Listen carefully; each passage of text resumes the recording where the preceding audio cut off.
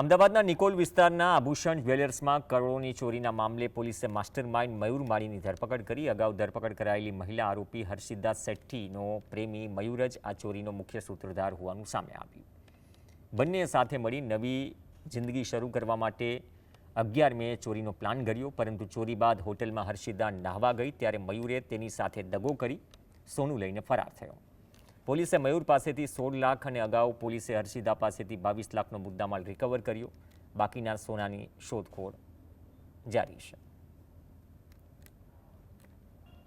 એ ગુનામાં એક જે યુવતી છે હર્ષિદા શેટ્ટી કરીને, જેની ક્રાઇમ બ્રાન્ચ દ્વારા તેને હસ્તગત કરીને પછી નિકોલ પોલીસ સ્ટેશને આપવામાં આવેલી હતી। જેમાં જે મયુર માળી છે એની પણ આજે ધરપકડ કરવામાં આવેલી છે। હાલમાં જ્યારે એને ધરપકડ કરવામાં આવી ત્યારે એની જોડેથી ટોટલ અમને 136 ગ્રામ જેટલું 16,71,000 કિંમતનું સોનું મળી આવેલ છે।